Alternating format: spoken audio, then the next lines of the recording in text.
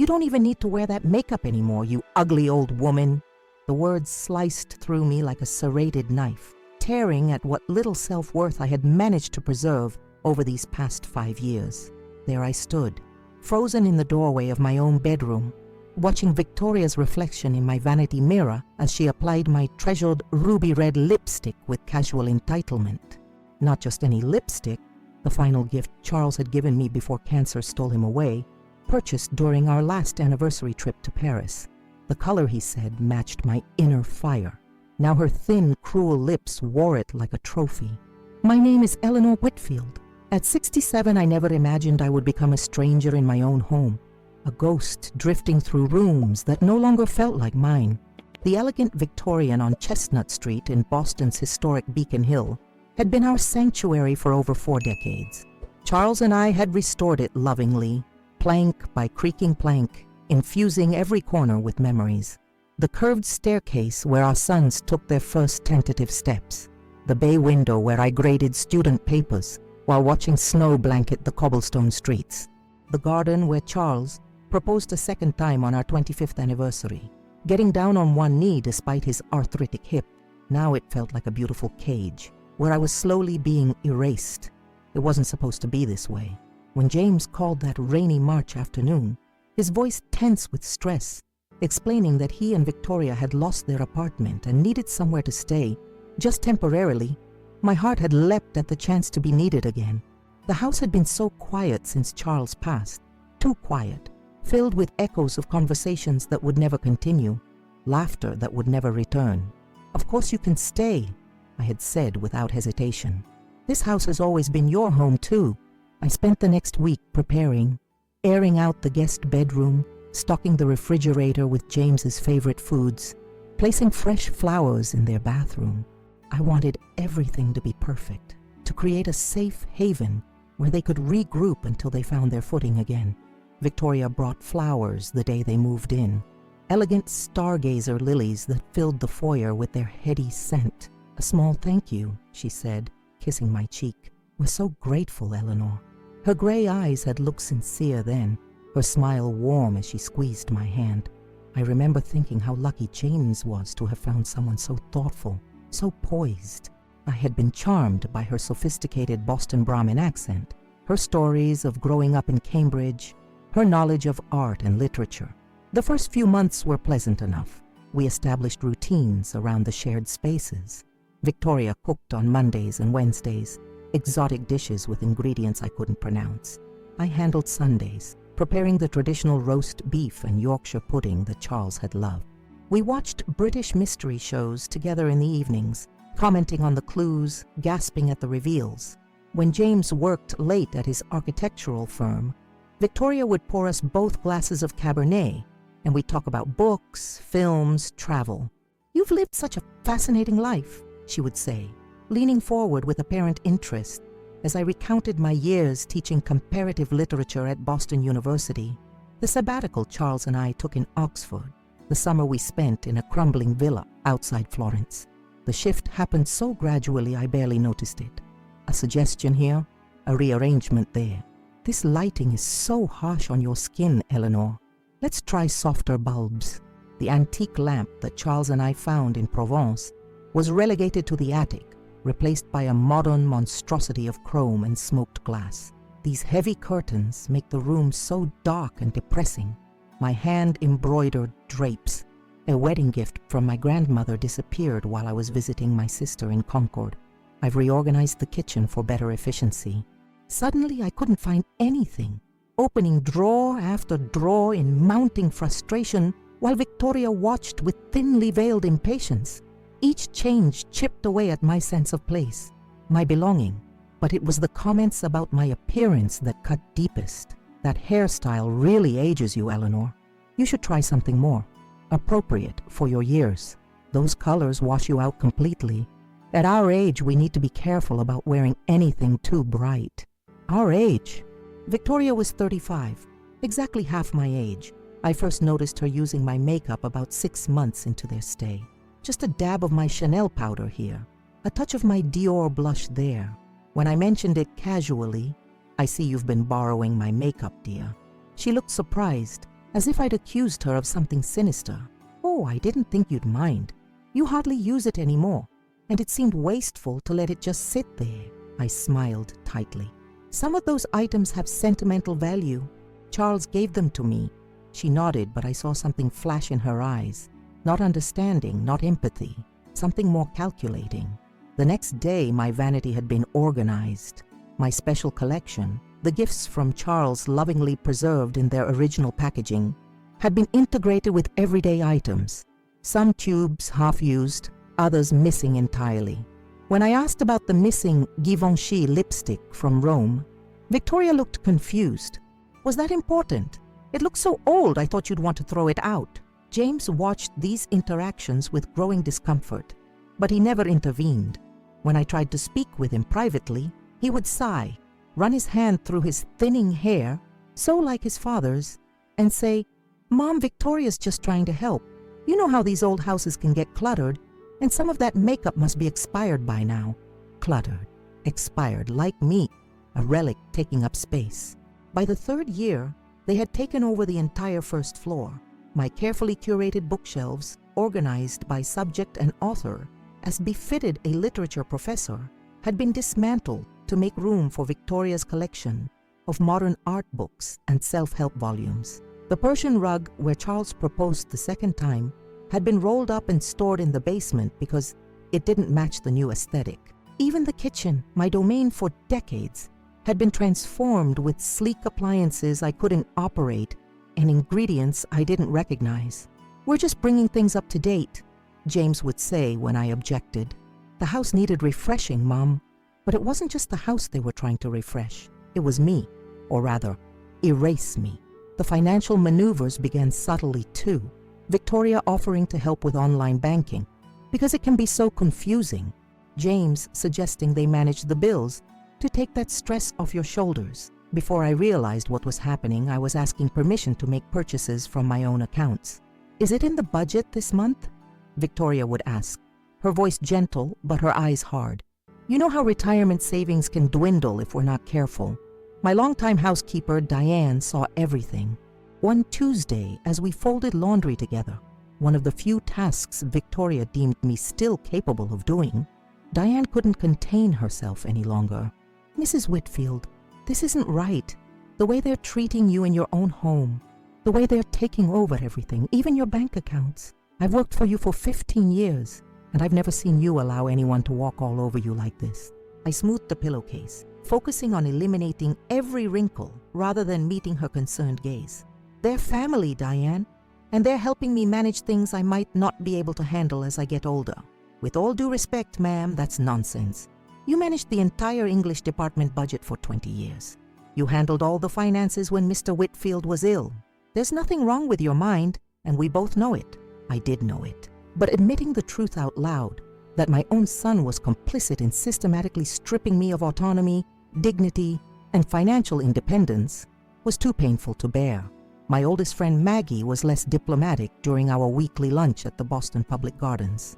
"Eleanor, for God's sake, they're gaslighting you, making you think you're incapable when you're sharper than most people half your age, and they're helping themselves to your money while they're at it. Thomas needs to know what's happening." Thomas, my younger son, lived in Seattle with his husband David, building a successful graphic design business. Our weekly phone calls had grown shorter and less frequent as Victoria began hovering nearby, often interrupting with urgent matters that needed my attention, cutting our conversations short. When I mentioned feeling overwhelmed by the changes at home, James or Victoria would inevitably pick up another extension, adding context that made me sound confused or resistant to helpful improvements. I knew I was being isolated, manipulated, diminished. I recognized the tactics from scholarly articles I'd read about elder abuse, from workshops I'd attended as a department chair preparing to support aging faculty. Yet knowing the playbook didn't make me immune to its effects.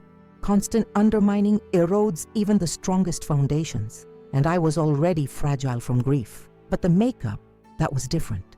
My collection wasn't just about vanity. Each piece was a tangible connection to Charles, to our travels, to the way his eyes would crinkle when he watched me apply the colors he'd chosen.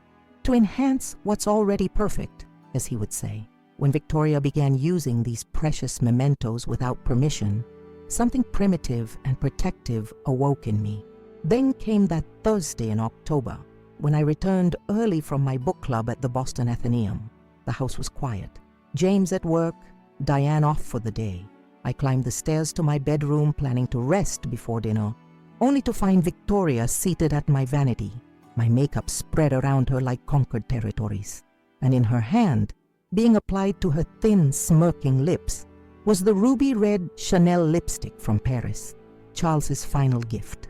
As our eyes met in the mirror, she didn't even have the decency to look embarrassed.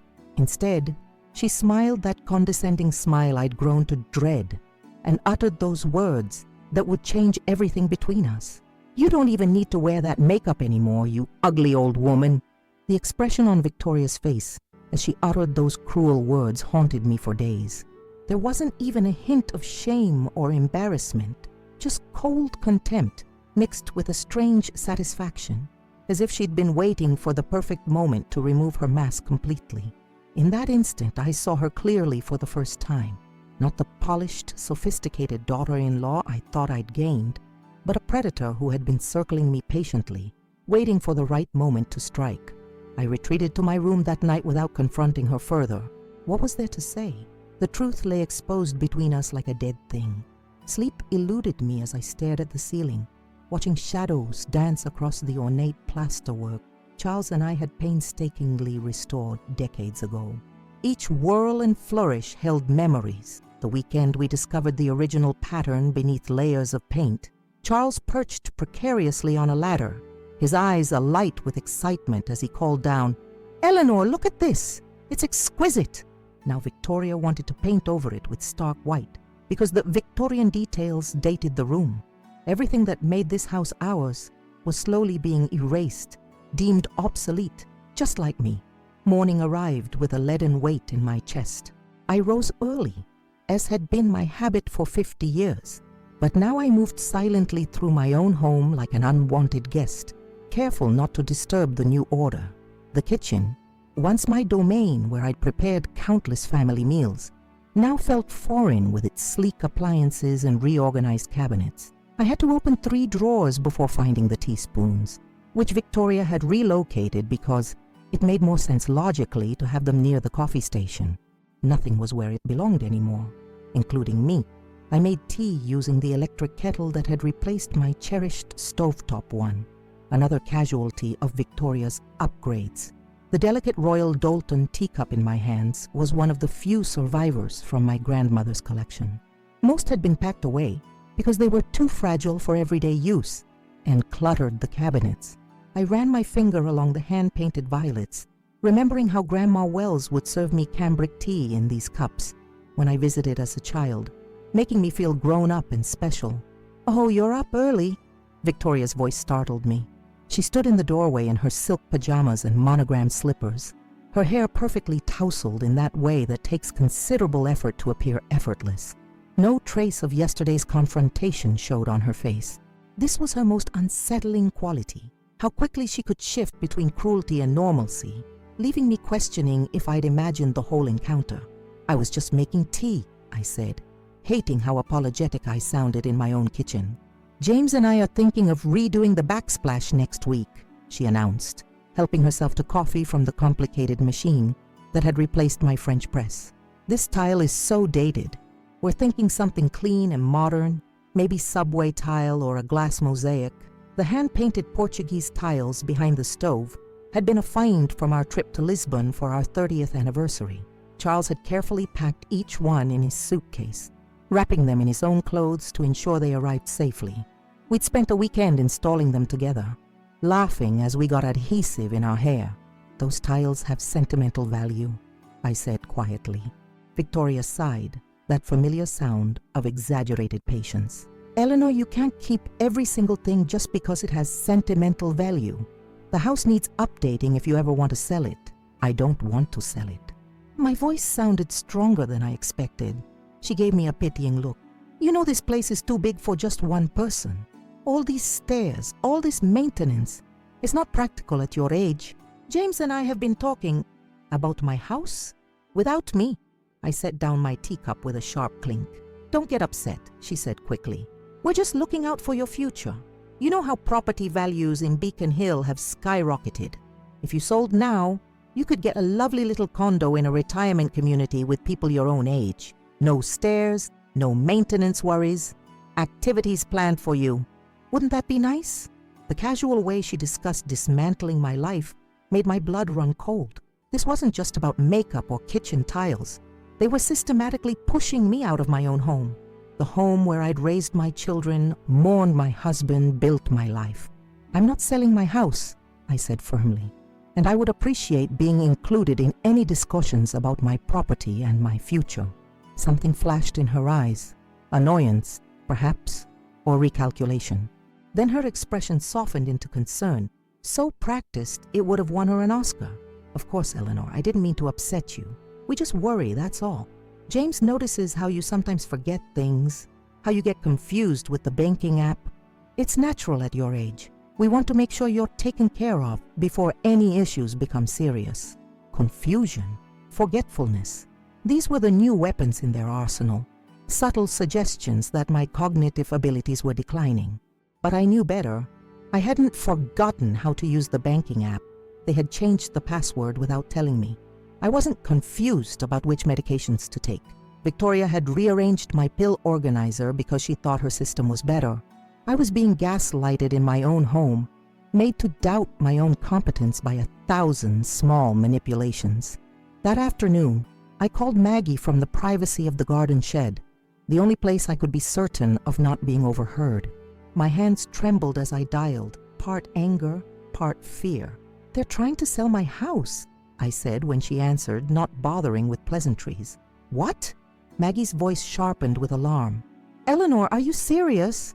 Victoria was talking about retirement communities this morning, about how the house is too much for someone my age.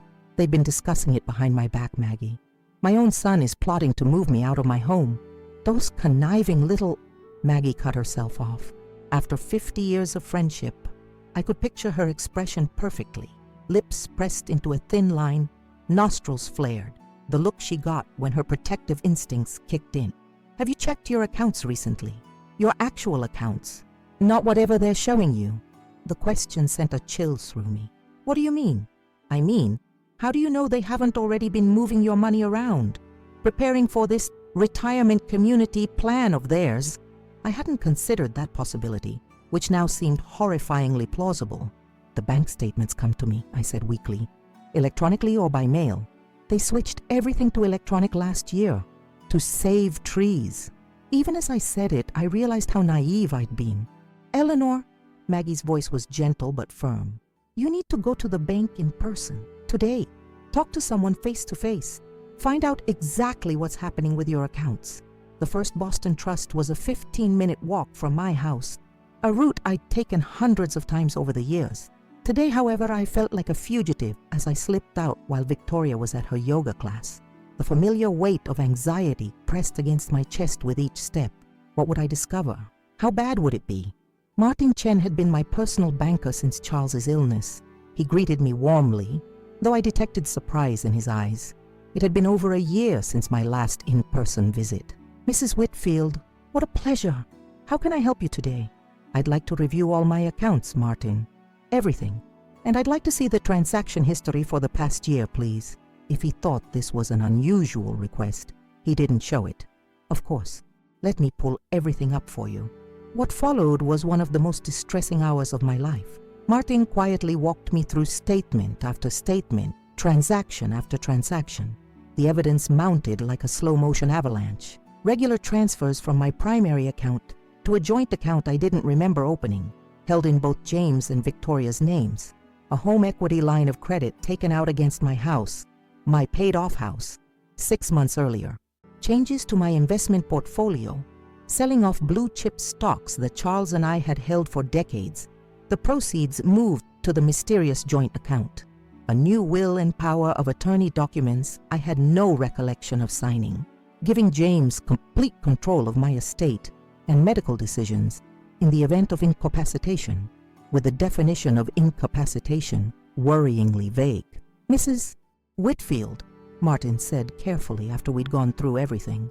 These transactions and documents all have your signature, but given your reaction, I'm concerned that something irregular may be happening. Would you like me to place a temporary freeze on all your accounts while we investigate? My signature, of course they had my signature. How many times had Victoria asked me to sign papers she'd prepared to make things easier? How many documents had been slipped in among insurance forms, medical paperwork, household invoices? Yes, I said, my voice barely audible. Freeze everything, and I need copies of all of this. I left the bank with a heavy folder of evidence and an even heavier heart. The scale of the betrayal was almost incomprehensible. This wasn't opportunistic taking advantage of an elderly parent. This was calculated, systematic financial abuse, and my own son was part of it. The walk home felt interminable. Each step required conscious effort, as if I were wading through deep water. By the time I reached Chestnut Street, a cold, clear rage had replaced my initial shock. I climbed the front steps of my violated home with new purpose. Victoria was in the living room rearranging my bookshelves again. She looked up with mild surprise as I entered. "There you are. I was wondering where you'd disappeared to." I said nothing, just stood watching her dismantle another piece of my life. My first edition Austen novels, collected painstakingly over decades, were being relegated to a bottom shelf to make room for her collection of modern self-help books. "I'm creating a more logical organization system," she explained, mistaking my silence for confusion. "Fiction on these shelves, non-fiction over there. It'll be much easier for you to find things." I had been a literature professor for 30 years. My books had been organized by period, movement, and influence, a physical manifestation of the literary connections I'd spent a career exploring and teaching. Now they were being arbitrarily separated like items in a discount bookstore. "Put them back," I said quietly. She blinked. "What?" "Put my books back where they were. Now." Victoria set down the volume she was holding, her expression shifting to the patronizing concern I'd grown to despise. "Eleanor, this will be much better, I promise. The old system was so complicated. For you, perhaps. Not for me." I stepped closer. "I want my books returned to their original order. I want the Portuguese tiles to stay in the kitchen. I want my accounts returned to my sole control. And I want you and James to start looking for your own place to live." She stared at me as if I'd started speaking in tongues. Then her features arranged themselves into a pitying smile. "Oh, Eleanor, have you forgotten to take your medication today? You seem confused and agitated." There it was again, the subtle suggestion of mental decline, the implied incompetence. But this time, armed with the knowledge from the bank, I saw through it completely. "I'm not confused, Victoria. In fact, I've never been clearer about anything in my life." I reached into my bag and pulled out the folder from the bank. "Would you like to explain these transactions to me? The transfers to an account I never opened, the home equity line I never approved, the new will I supposedly signed." The color drained from her face so rapidly I thought she might faint. For several seconds she said nothing, her mouth opening and closing like a fish out of water. Then she rallied. "Those are all legitimate financial decisions that James and I helped you with. You agreed to everything. We discussed it all extensively." Her voice had taken on a rehearsed quality, as if she were reciting lines she'd prepared for this eventuality. "No, we didn't. You're stealing from me. You and my own son have been systematically robbing me while making me feel like I'm losing my mind." The words felt both terrible and liberating to say aloud. "I've frozen all the accounts, and I've spoken with a lawyer." This last part wasn't true, yet, but the effect was immediate and satisfying. Victoria's composed facade cracked entirely, revealing the calculating woman beneath. "You stupid old woman," she hissed, dropping all pretense of concern.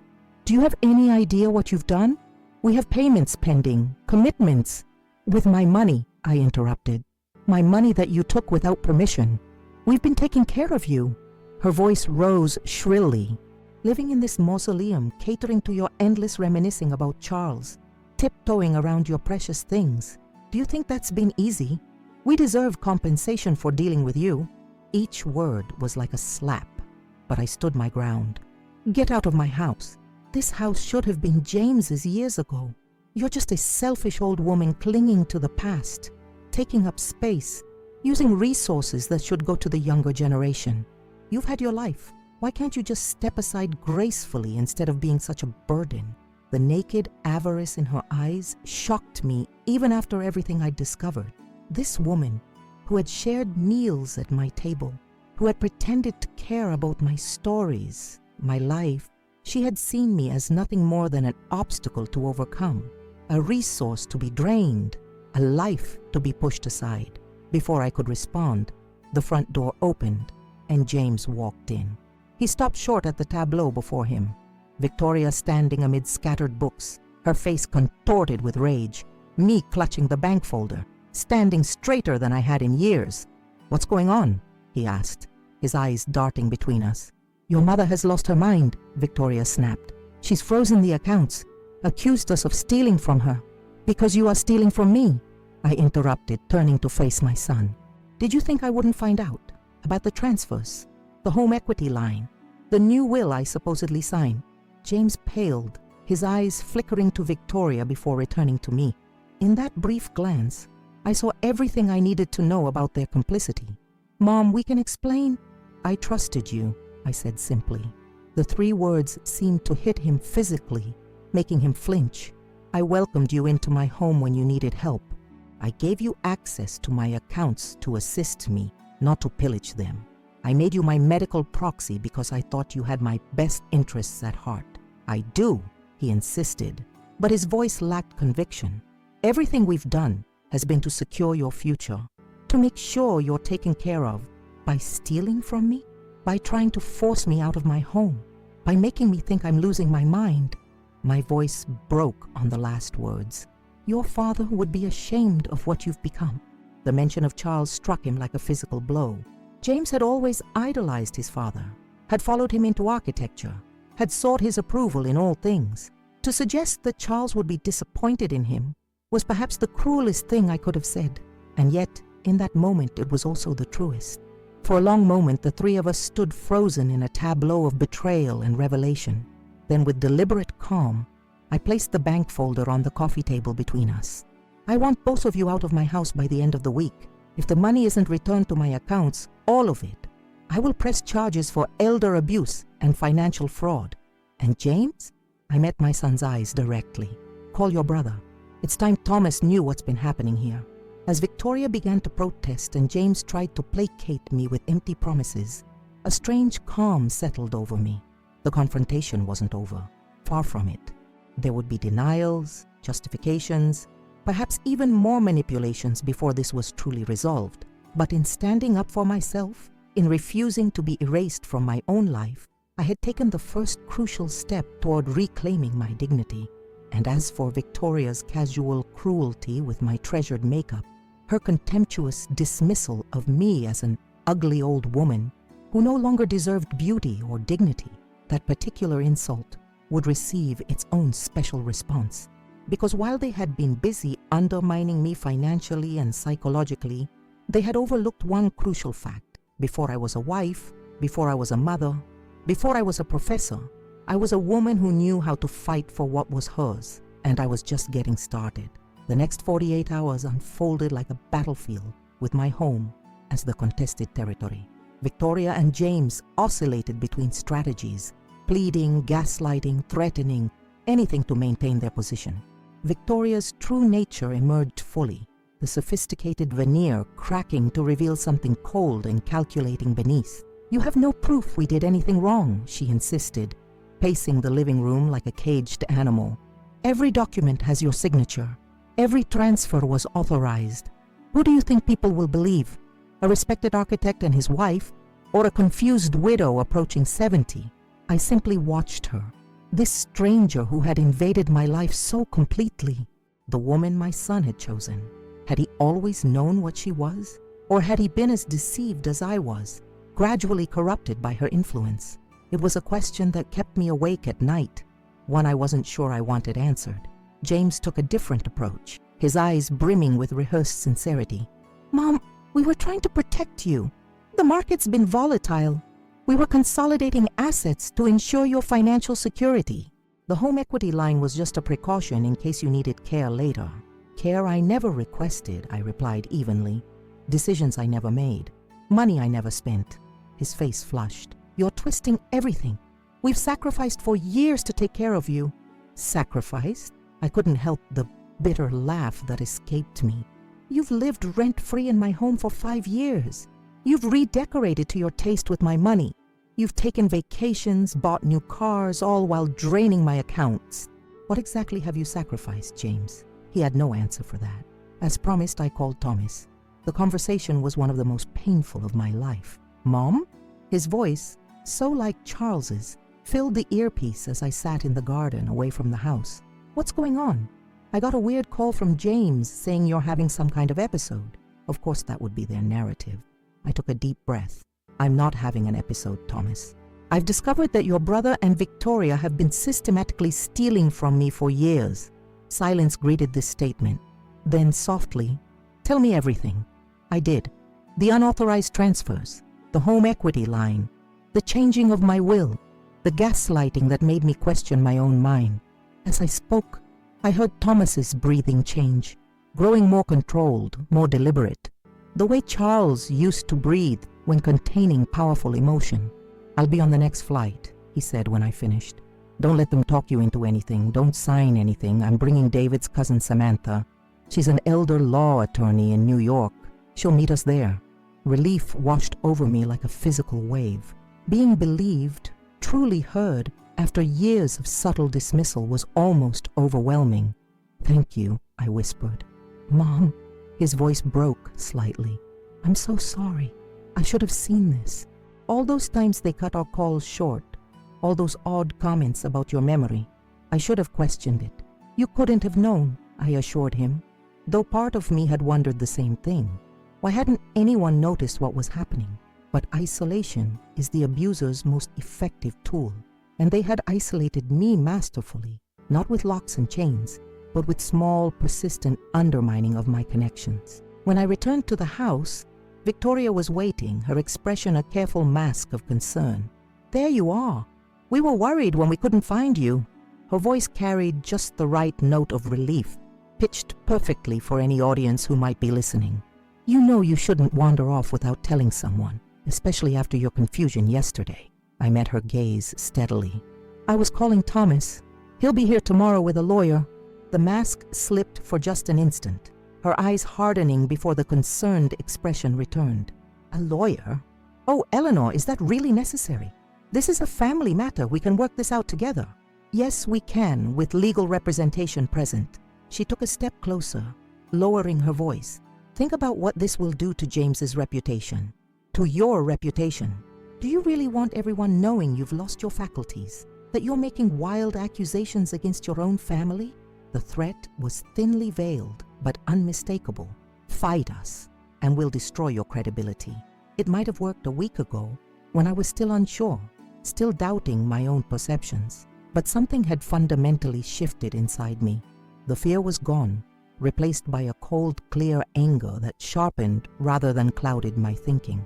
I'm not concerned about my reputation, Victoria. I'm concerned about justice. She stared at me for a long moment, calculation visible behind her eyes. Then she turned and walked away without another word. I heard her heels clicking rapidly up the stairs, followed by the slam of a door. That night I took precautions. I placed the folder of financial documents in a secure location outside the house, delivered by hand to Maggie, who promised to keep it safe. I changed the passwords on all the electronic accounts I could access, and I placed a small digital recorder in my pocket, ready to capture any further threats or manipulations. Sleep eluded me as I listened to the unfamiliar creaks and movements of my own home, now feeling more like enemy territory than sanctuary. Around midnight, I heard hushed, urgent voices from James and Victoria's room. The words were indistinct, but the tone was unmistakable. Panic, accusation, planning. Morning brought a strange calm.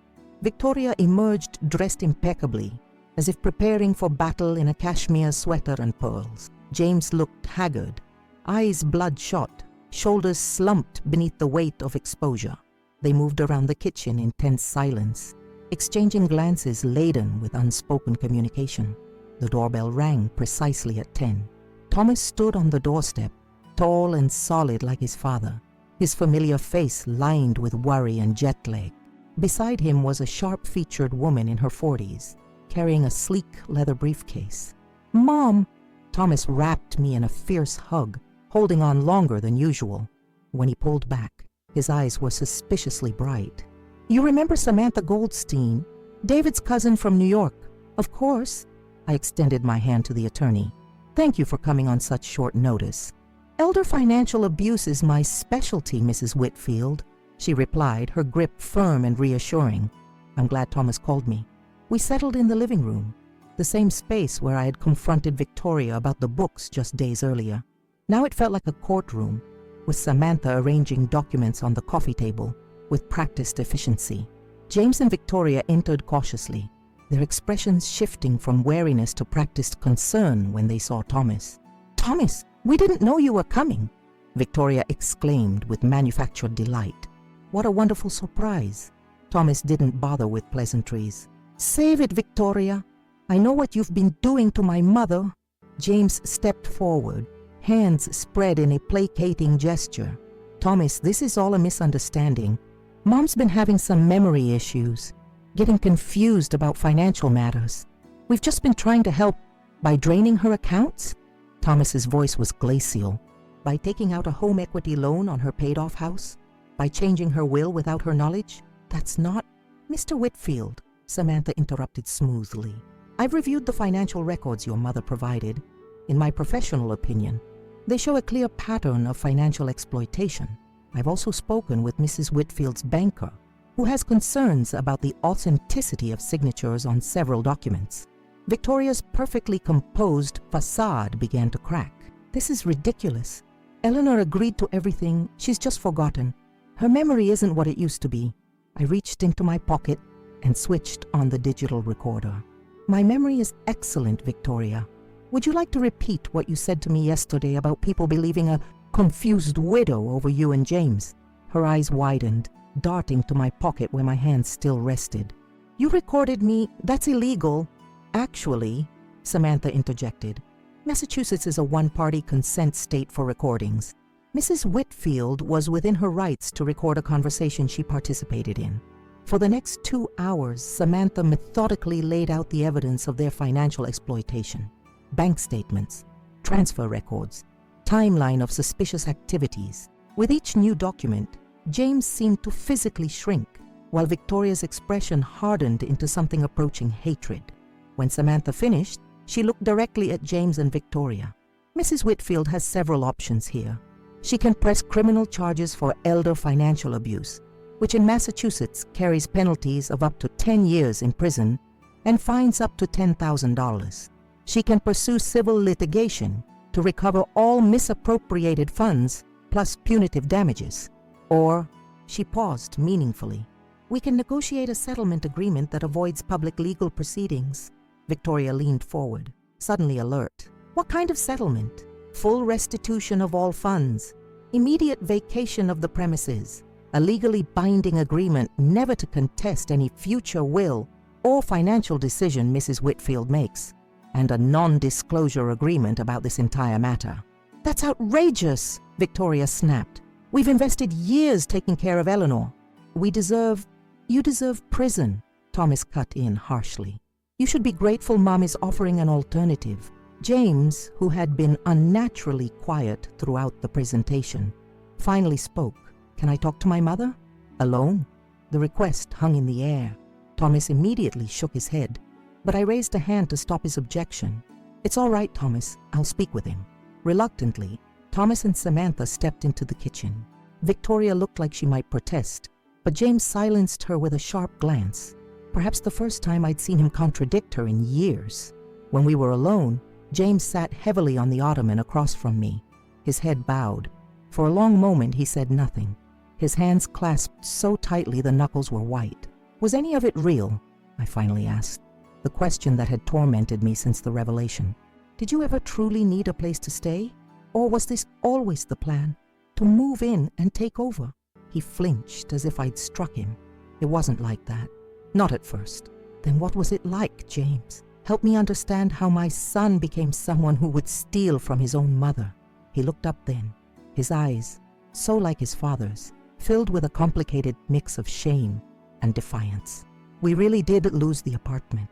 That part was true. But Victoria, she saw opportunity here. She pointed out how much equity was just sitting in this house, how your investments were underperforming, how much simpler life would be if we consolidated everything. And you just went along with it. The pain in my voice was unmistakable. It started small, just helping with the bills, suggesting better investments. Then it became more. Victoria can be very persuasive. She made it sound reasonable, necessary even for your protection. I studied my firstborn, trying to reconcile the little boy who brought me dandelion bouquets with the man who had betrayed me so completely. And the comments about my memory, making me feel like I was losing my mind. A flush of shame crept up his neck. That was wrong. I knew it was wrong. But it was easier to believe you were confused than to admit what we were doing. What about the new will? The one that cuts Thomas out entirely? His head snapped up, genuine shock in his expression. What? No, that wasn't... He stopped, realization dawning across his features. I didn't know about that, I swear, Mom. Something in his voice rang true. Perhaps Victoria's manipulations had extended further than even James realized. Still, ignorance wasn't innocence. You had choices, James. Every step of the way, you had choices. I know, he whispered. I don't expect forgiveness, but please believe me when I say I never wanted to hurt you. I let myself be convinced that what we were doing was ultimately for your benefit. I was weak and selfish, and I'm so sorry. The apology hung between us, insufficient yet necessary. I didn't know if I could ever forgive him fully, if our relationship could ever heal from this fundamental breach of trust. But I recognized the first step toward accountability when I saw it. The settlement offer stands, I said finally. Full restitution. You and Victoria leave my home, and we will reassess our relationship from a distance. He nodded, acceptance settling over him like a heavy mantle. I'll make it right. Somehow, I'll make it right. As James called the others back in, I felt a strange mixture of grief and resolution. The confrontation had confirmed what I already knew. The systematic financial abuse, the gaslighting, the cruel dismantling of my autonomy. But it had also revealed something I hadn't expected. James, though complicit, had perhaps been caught in Victoria's web just as surely as I had been, though in a very different way. The legal negotiations proceeded swiftly after that. Victoria, realizing the precariousness of her position, dropped the pretense of concern entirely. She signed the agreements with a cold efficiency, her expression revealing nothing but calculation as she assessed her limited options. When they left 2 days later, Victoria to a hotel, James to a temporary apartment, the house felt cavernous and strange. The rooms echoed with absence, yet I breathed more freely than I had in years. Thomas stayed for a week, helping me secure new accounts, change locks, reclaim my space. We talked long into the night, rebuilding the connection that Victoria and James had systematically undermined. On his last night before returning to Seattle, Thomas asked the question I'd been expecting. What about the makeup incident, Mom? The lipstick comment that started all this. I smiled, the first genuine smile in longer than I could remember. That particular insult deserves its own response, and I've been planning something special. Because while the financial abuse had been addressed through legal channels, Victoria's casual cruelty, her dismissal of me as an ugly old woman who no longer deserved beauty or dignity, remained a personal affront that required a personal answer. And I had just the solution in mind. With Thomas back in Seattle and the house emptied of James and Victoria's presence, I found myself alone for the first time in 5 years. Truly alone, not just physically, but emotionally unencumbered by the constant need to navigate their manipulations. The sensation was both liberating and disorienting, like stepping onto solid ground after months at sea. I spent the first week reclaiming my space inch by inch. Each room became a project of rediscovery and restoration. In the living room, I rearranged my books according to my own system once again, reconnecting with beloved volumes that had been callously shoved aside. The Portuguese tiles in the kitchen remained, their hand-painted patterns a testament to survival. I rehung artwork that Victoria had deemed outdated, family photographs she had relegated to storage, mementos she had dismissed as clutter.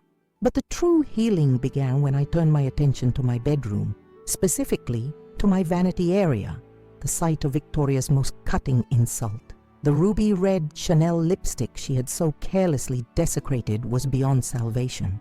I disposed of it with a small ceremony of remembrance, thanking Charles for the gift and the memories it had contained. "I'll find new ways to honor you," I whispered to his photograph on my nightstand. "New ways to carry your love with me." As I reorganized my remaining makeup collection, a plan began forming in my mind.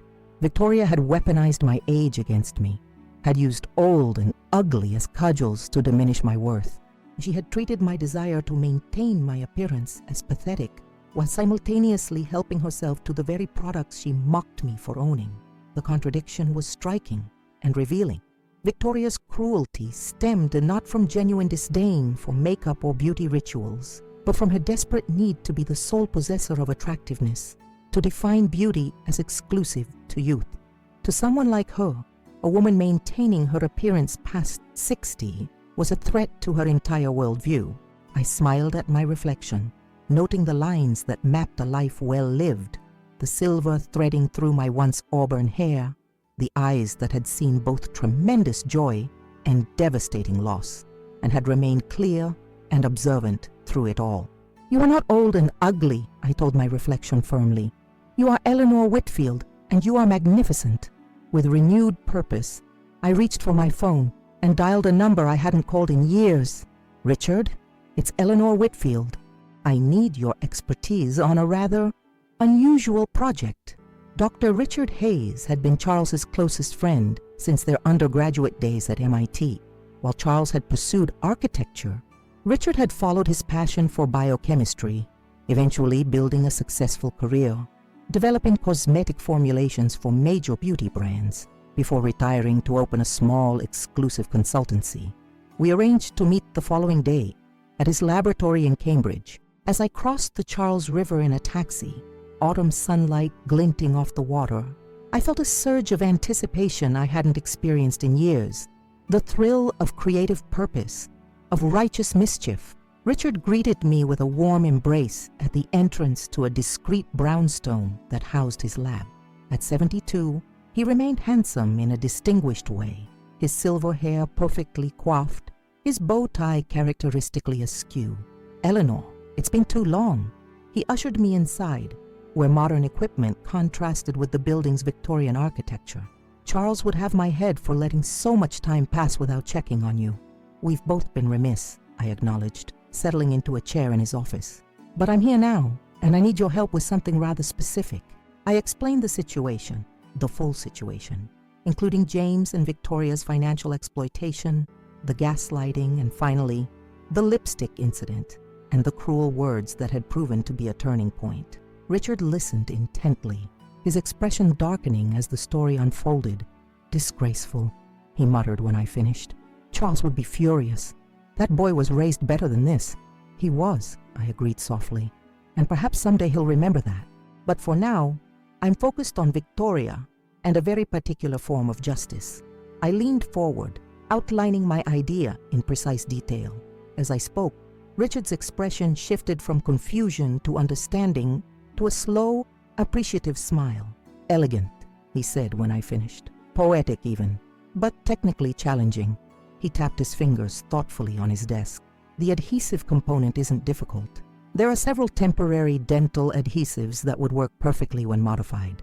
The trick will be ensuring it activates only with sustained application and body heat, not merely from being opened or tested on the hand. Can it be done?"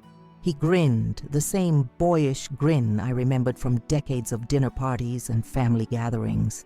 "My dear Eleanor, for you and Charles, I'll make it my personal mission." For the next 3 hours, I watched Richard work his magic, moving between laboratory equipment with practiced ease, explaining each step of the process. We discussed formulation, activation mechanisms, safety parameters, and most importantly, reversibility. I want discomfort, not danger, I emphasized. A memorable lesson, not a medical emergency. Of course, Richard nodded, carefully measuring ingredients. It will be completely temporary, causing no lasting damage. The effect will be dramatic but harmless. The adhesive will dissolve naturally within about 4 hours, or immediately with this solvent. He held up a small vial of clear liquid. As the formulation took shape, Richard raised an important question. How will you ensure Victoria uses this specific lipstick? From what you've told me, she may be suspicious of anything you leave out deliberately. I smiled. Victoria has many flaws, but her most exploitable is vanity. She covets what isn't hers, especially if it appears exclusive or valuable. I'll be creating a situation where this lipstick becomes irresistible to her, a trap she'll walk into willingly, even eagerly. By late afternoon, the technical work was complete. Richard handed me a perfectly ordinary-looking tube of lipstick, indistinguishable from any luxury brand except for the absence of labeling. The adhesive is incorporated into the formula, he explained. It will remain inert until activated by the moisture and warmth of lips. Not hands, not cheeks, only lips. Once applied, it will take approximately 30 seconds to set. The effect will be a progressive stiffening, making it increasingly difficult to separate the lips. I examined the innocuous tube with satisfaction. And the solvent? He passed me a small dropper bottle. 2 drops will dissolve the adhesive within seconds. Keep it with you at all times, just in case. As I prepared to leave, Richard caught my hand. Eleanor, are you certain about this? It's a clever plan, but it could backfire. Victoria doesn't strike me as someone who takes humiliation lightly. I squeezed his hand reassuringly. I'm not seeking revenge, Richard. I'm seeking recognition, acknowledgement that I will not be erased, diminished, or discarded. This is about reclaiming my dignity, not destroying hers. Charles would be proud, he said softly.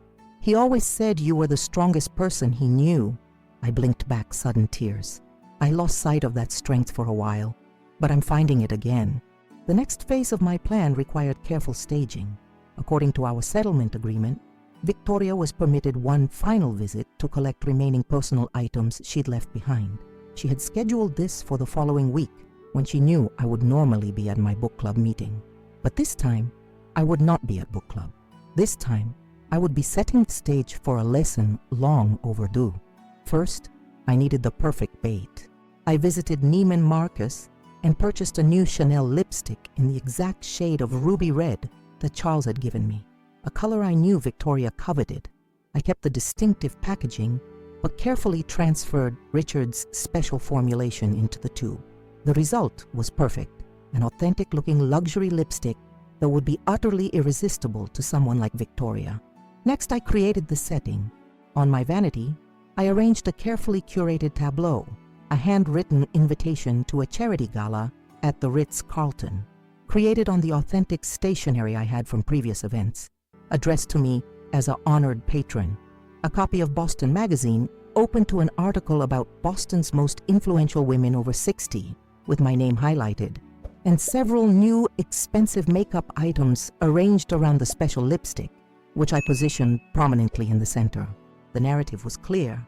Eleanor Whitfield was not fading into obscure old age, but stepping back into Boston society as a respected figure. The makeup was not a pathetic attempt to reclaim youth, but the tools of a woman with places to go and people to impress. For Victoria, whose social climbing ambitions had always been transparent, this would be irresistible, both the lipstick itself and the opportunity to sabotage my apparent social renaissance. The day of her scheduled visit arrived.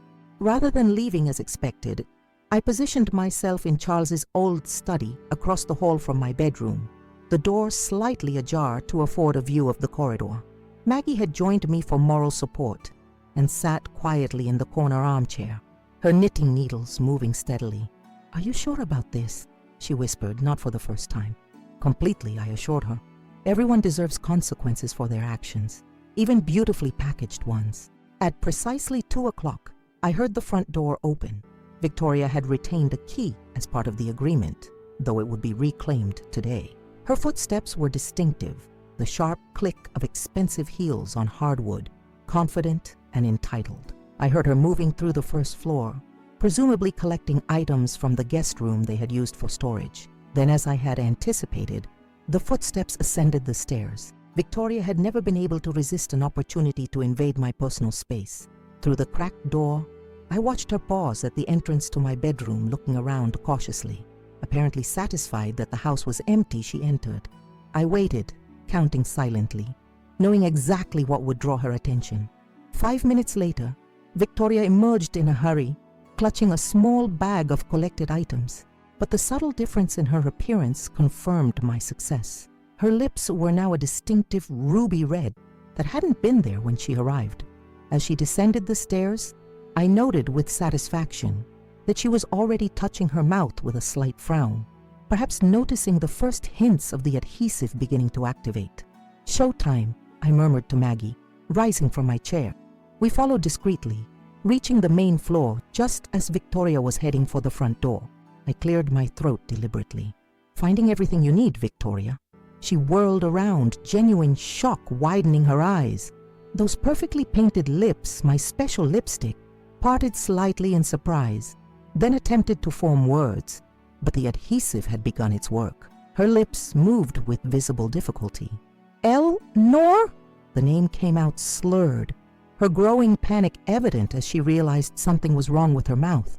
"I see you found my new lipstick," I observed pleasantly. "Lovely color, isn't it? Though I'm surprised you'd want to wear makeup that belongs to, what was it you called me? An ugly old woman." Victoria's hand flew to her mouth as comprehension dawned. She tried to speak again, but the adhesive had progressed further. Her lips now barely moved at all. The muffled sounds she produced carried clear notes of outrage and alarm. "What's wrong, Victoria? Cat got your tongue? Or perhaps something's got your lips?" Maggie stifled a laugh behind me as Victoria's eyes widened further in horrified understanding. She fumbled in her purse, presumably for tissues to wipe off the lipstick, but it was too late. The formula had set. "Don't worry," I said calmly. "It's not permanent, just a temporary reminder of the consequences of cruelty and theft. The adhesive will dissolve on its own in a few hours, though I imagine that will feel like quite a long time to someone who values her voice as much as you do." Victoria made a muffled sound of fury, her eyes blazing with humiliation and rage. "I could give you the solvent now," I continued, withdrawing the small dropper bottle from my pocket. "But first, I want to make something perfectly clear. You came into my home, used my hospitality, took my possessions without permission, and then had the audacity to insult me, to suggest that I no longer deserve dignity or beauty because of my age." I stepped closer, meeting her furious gaze directly. "I may be older than you, Victoria, but age has given me patience, perspective, and apparently a better understanding of chemistry. Remember that the next time you're tempted to dismiss someone based on their years rather than their capabilities." I held out the dropper bottle, but as Victoria reached for it, I pulled it back slightly. "One more thing. The settlement agreement requires you to return your key today. Consider this lipstick a parting gift, something to remember me by." Her hand shook with barely controlled rage as she dug the key from her purse and thrust it at me. Only then did I apply 2 drops of the solvent to her sealed lips. The effect was immediate. The adhesive dissolved, allowing her to finally speak. "You're insane," she hissed, wiping furiously at her mouth. "You could have caused temporary discomfort, given you a moment of fear and humiliation, made you feel powerless." I finished for her.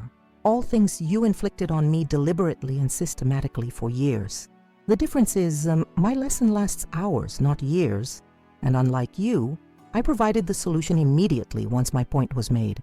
Victoria stared at me, a complex mixture of emotions crossing her face. Rage, yes, but also something else. Perhaps for the first time, a glimmer of respect. Without another word, she turned and stormed out, slamming the door behind her with enough force to rattle the antique-stained glass panels. Maggie came to stand beside me, slipping her arm through mine as we watched Victoria's car speed away through the front window. "Well," she said after a moment, "I don't think she'll be underestimating any old women again anytime soon." I smiled, feeling lighter than I had in years. "No, I don't think she will.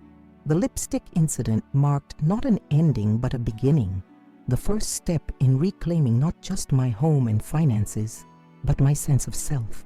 Victoria had tried to define me by my age, to relegate me to invisibility and irrelevance. Instead, she had inadvertently awakened a strength I had forgotten I possessed. I was not just Charles's widow, not just James and Thomas's mother. I was Eleanor Whitfield, professor, survivor, and now, in my own quiet way, warrior, and I was just getting started. News travels quickly in Boston's close-knit social circles. Within days of Victoria's humiliating encounter with my special lipstick, whispers began circulating about the mysterious falling out between James Whitfield's wife and his mother. Victoria, never one to accept defeat gracefully, had apparently been sharing her version of events, painting me as a vindictive, mentally unstable old woman who had cruelly evicted them from what should have been their inheritance. What she hadn't counted on was my decades of genuine connections throughout the community. Friendships that had been systematically undermined during her reign, but not entirely destroyed. As her poisonous narrative spread, it encountered resistance from those who had known me for years, my former university colleagues, Charles's old business associates, the numerous charitable organizations where I had volunteered long before Victoria arrived on the scene. Eleanor Whitfield, unstable, I heard Martha Harrington, chair of the Boston Symphony Orchestra's fundraising committee, had laughed when Victoria attempted to curry favor at a gallery opening. The woman who single-handedly restructured the English department's curriculum while caring for her dying husband? I think not, dear. I hadn't planned on re-entering society so quickly after the ordeal with James and Victoria, but found myself accepting invitations that had mysteriously stopped arriving years ago. A literary salon hosted by my former department chair, a private viewing at the Museum of Fine Arts, a small dinner party at the home of Charles's oldest friend from architectural school. At each gathering, I was met with warm embraces and discreet inquiries about my well-being. No one mentioned Victoria or James directly, but the supportive glances and gentle squeezes of my hand conveyed understanding. Boston society might thrive on whispered gossip, but it reserves its harshest judgments for those who mistreat their elders, particularly when those elders are respected, established figures with deep community roots. 3 weeks after the lipstick incident, I received an unexpected telephone call. "Mom?" James's voice was hesitant, uncertain. "Do you have a minute to talk?" My heart constricted painfully. Despite everything, hearing my son's voice still triggered that instinctive maternal response, the unconditional love that persists through betrayal and disappointment. "I have a minute," I replied, keeping my tone neutral. He faltered. "I wanted to let you know that Victoria and I are divorcing." This news didn't surprise me as much as it might have once. The cracks in their relationship had been evident even during their final days in my home. James's growing awareness of Victoria's manipulations, her barely concealed contempt for his moments of conscience. "I'm sorry to hear that," I said, and meant it. Whatever their flaws, divorce was painful, a failure of hopes and dreams. "Don't be," he replied with unexpected firmness. "It's long overdue. Mom, I've been seeing a therapist trying to understand how I became what I became. How I could have participated in hurting you that way." I settled into the window seat that overlooked my garden, newly replanted with the heirloom roses Charles and I had cultivated together. "And what have you discovered? That I've been weak, that I let Victoria's ambitions override my conscience, that I've been trying to escape Dad's shadow by taking shortcuts instead of earning success honestly." His voice broke slightly, that I betrayed everything he taught me about integrity. The pain in his admission was raw, unfiltered. For the first time since this ordeal began, I heard my actual son, not the defensive, manipulated version that had emerged in recent years. "Victoria's been speaking to the firm's clients," he continued, "telling them I'm unstable, stealing accounts, the same playbook she used on you, but I didn't recognize it until it was happening to me." "Patterns repeat," I observed quietly. "Yes." He paused. "The thing is, Mom, I don't know where to go from here. The apartment lease ends next month. The firm is complicated now. I've been thinking about starting over somewhere new. I gazed out at the garden, at the resilient roses blooming despite having been neglected during Victoria's modernization of the landscape. Starting over can be valuable, James, but running away from consequences rarely is. I know. His voice strengthened with resolve. That's why I called. I want to make amends. Real amends, not just words. I've been working with a financial advisor to structure a repayment plan for everything we took. It will take time, but you'll get it all back, with interest. That's a start, I acknowledged. And he hesitated. I'd like to see you. Not to move back in, not to ask for anything. Just to talk, face to face, to apologize properly. I considered his request carefully. The wounds were still fresh, the breach of trust profound. Yet I also recognized the genuine effort in his voice, the painful self-awareness that precedes true change. Next Sunday, I decided. Come for tea at 4. Just you. The reunion was awkward, painful, and necessary. James arrived punctually, bearing not flowers or gifts, but a thick folder of financial documents, detailed records of every misappropriated dollar, every unauthorized transaction, with a structured plan for restitution. It was, in its way, the most thoughtful gift he could have offered. Accountability, transparency, respect for my intelligence. We sat in the solarium, autumn sunlight filtering through the windows as we navigated our new reality. There were difficult moments. His halting confession about how Victoria had coached him to exploit my grief over Charles. My painful recounting of how their gaslighting had made me doubt my own mind. There were tears on both sides, regrets expressed, boundaries established. I don't expect forgiveness, James said as the afternoon light began to fade. I don't deserve it yet, but I want you to know that I'm committed to earning back your trust, however long it takes. Trust is like a vase, James, I replied, thinking of a metaphor Charles once used. Once broken, it can be repaired, but the cracks remain visible. You'll need to accept that our relationship will always bear these scars. He nodded solemnly. I understand, and I'll respect whatever boundaries you need. As he prepared to leave, he paused at the door. By the way, Victoria's trying to salvage her social standing by joining the Winter Charity Gala Committee. She doesn't know you're the honorary chair this year. I couldn't help but smile at the irony. Life does have a certain poetic justice, doesn't it? Indeed. A ghost of his old smile flickered across his face. Rumor has it she's been having trouble with her lipstick lately. Something about it feeling strangely tacky. She switched brands 3 times. My laughter, genuine and unrestrained, echoed through the foyer. Perhaps the first real laugh those walls had heard in years.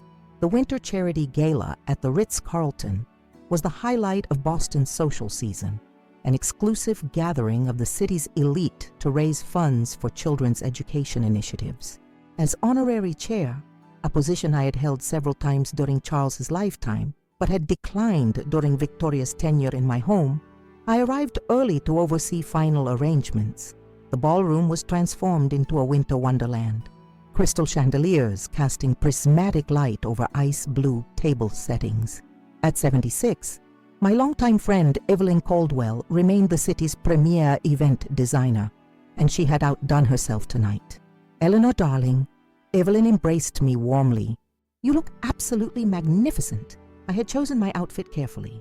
A floor-length gown in deep sapphire silk that Charles had always loved, vintage diamond earrings he had given me on our 25th anniversary, and most importantly, a fresh application of ruby red lipstick, the legitimate version, not Richard's special formulation.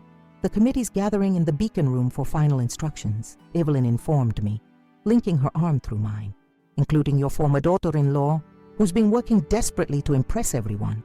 Shall we make an entrance? Let's not keep them waiting, I agreed with a small smile.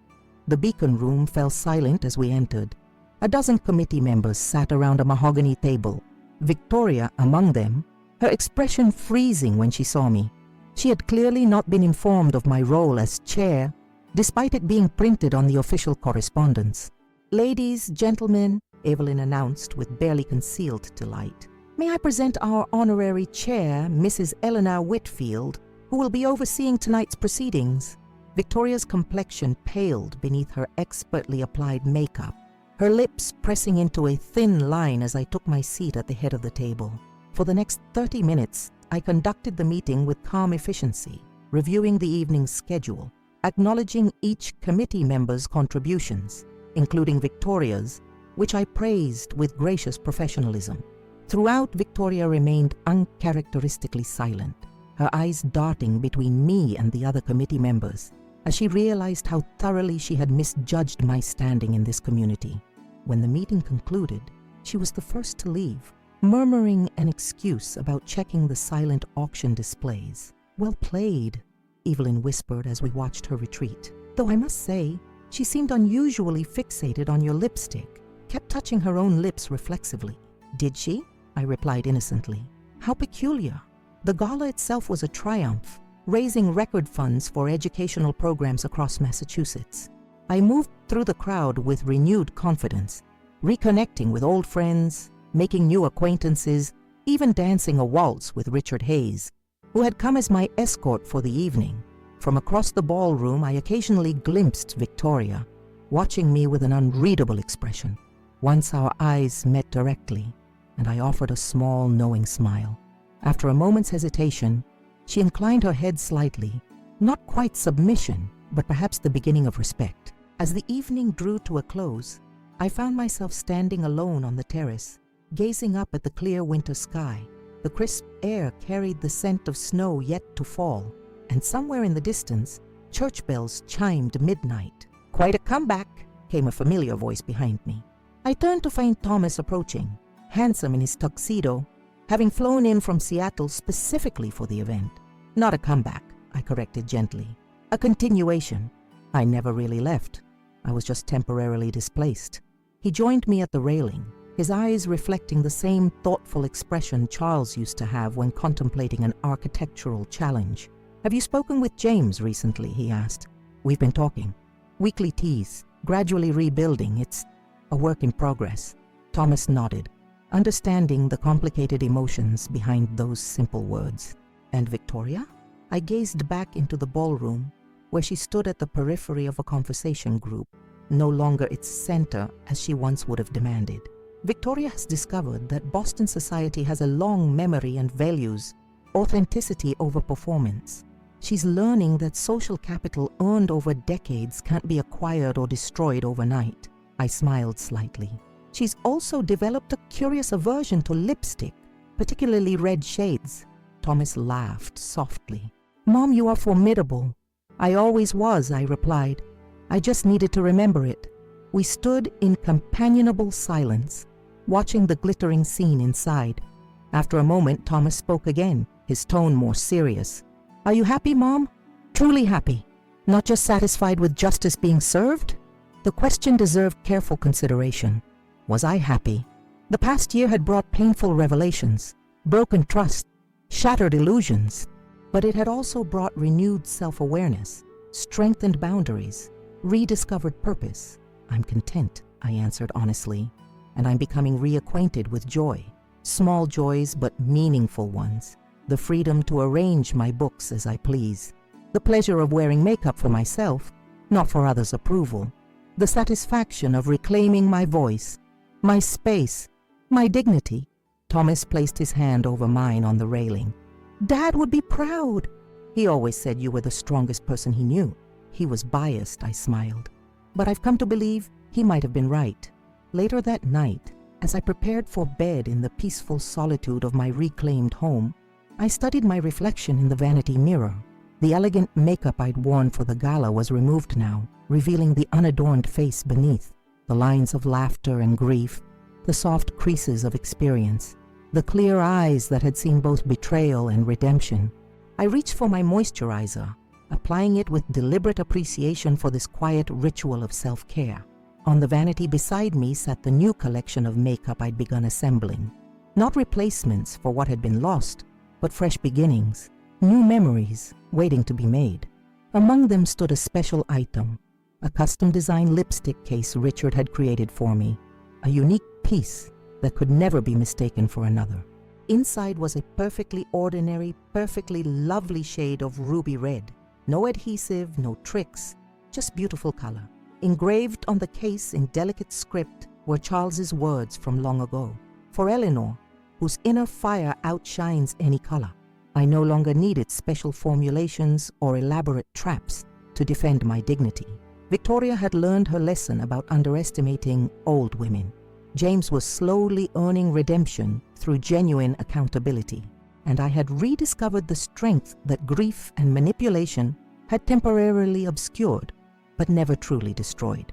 As I switched off the vanity light and prepared to sleep, I felt Charles's presence almost tangibly in the room we had shared for 40 years, not as a ghost, but as the echo of unconditional love that remains after loss, the foundation that had sustained me through this ordeal and would continue to support whatever chapters remained in my story. "Good night, my love," I whispered to the quiet room. "Thank you for seeing my strength even when I couldn't."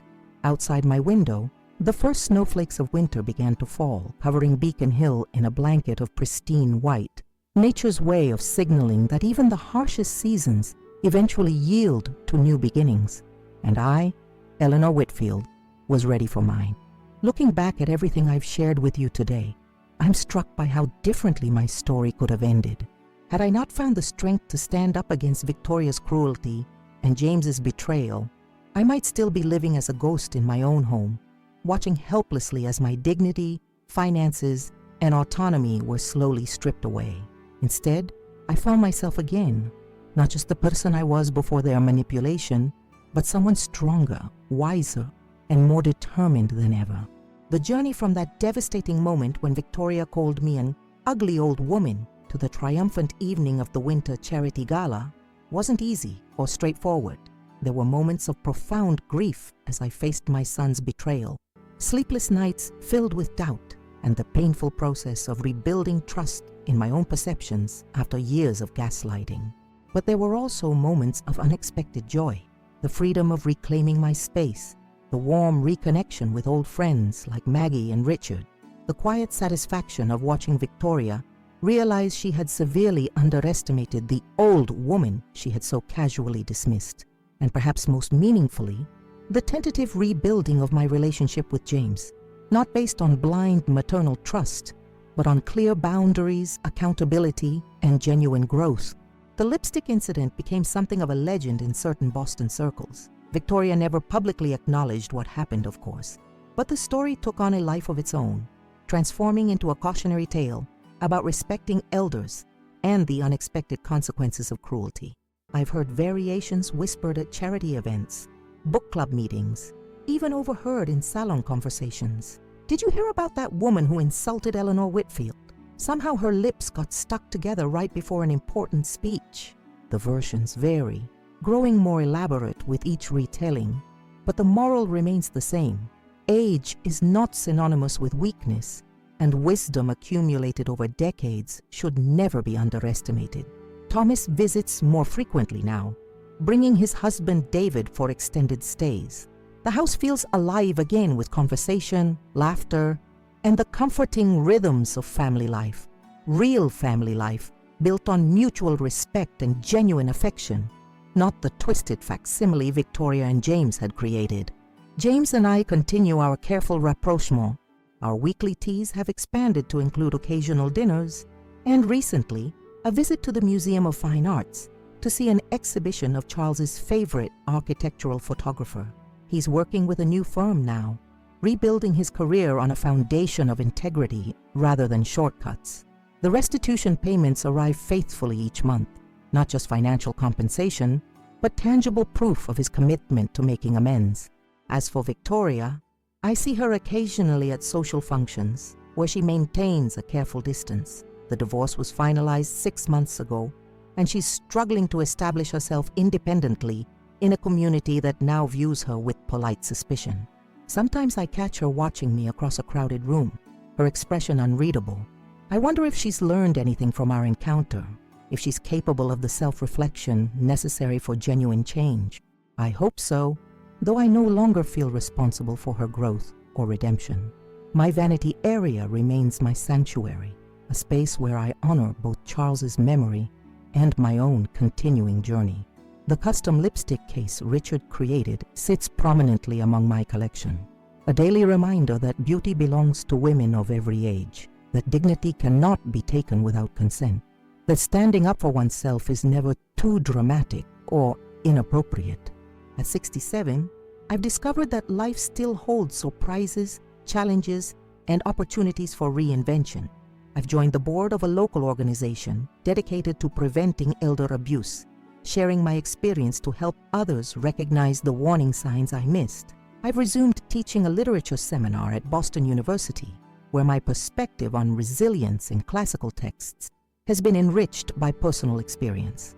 And I've started writing my memoir, not just about the lipstick incident, but about the full arc of a life lived with passion, purpose, and ultimately hard-won wisdom.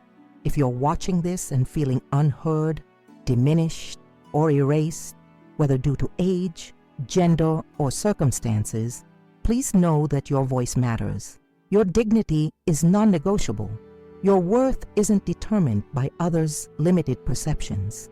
Sometimes reclaiming your space requires boldness, creativity, and even a carefully formulated lipstick when necessary. I never expected to become a storyteller on the Revenge Expected channel, but sharing my experience has been surprisingly cathartic. There's power in speaking truth, in transforming private humiliation into public strength, in knowing that my story might help someone else recognize and resist manipulation before it progresses too far. If my story has resonated with you, please consider subscribing to this channel.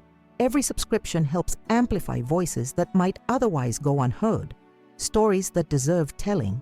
Leave a comment below sharing your thoughts or perhaps your own experience with standing up against disrespect. The community that forms through these shared stories creates a powerful network of support and understanding.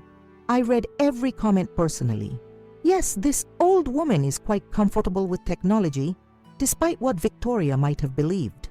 Your responses help me feel connected to a broader community of people who understand the importance of dignity at every stage of life.